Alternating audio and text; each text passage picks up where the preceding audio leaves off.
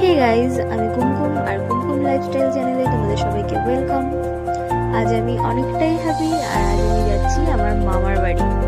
প্রায় 1 বছর বা তারও বেশি হয়ে গেল আমি মামার বাড়ি যাইনি, তো আজকে আমি যাচ্ছি, তো তার জন্য খুব হ্যাপি।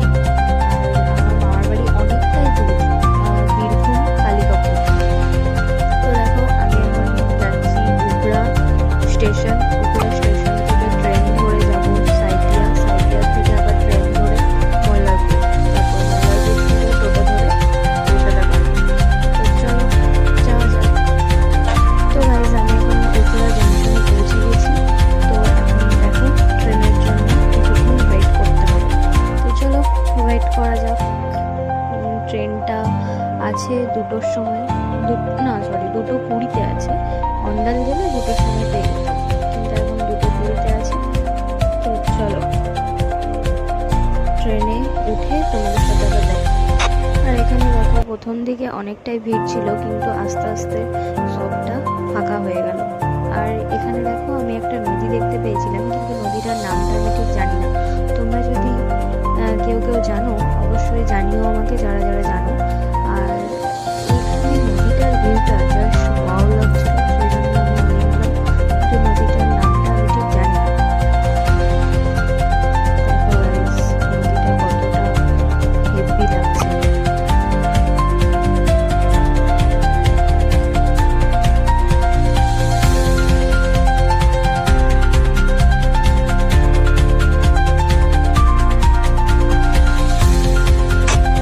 তো চলো ট্রেন থেকে নেমে এরপর আবার দেখা হচ্ছে।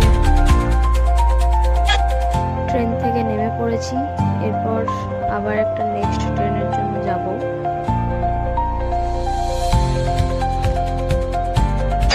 তো গাইজ আমি এখন নেমে পড়েছি অন্য একটা ট্রেনেও, তারপরেও নেমে পড়েছি, কারণ ওই ট্রেনটা উঠে পড়ে দেখাতে পারিনি, কারণ অনেকটা ভিড় ছিল আর একদম লাস্টের দিকে আমরা উঠে পড়েছিলাম, সেই জন্য দেখাতে পারিনি।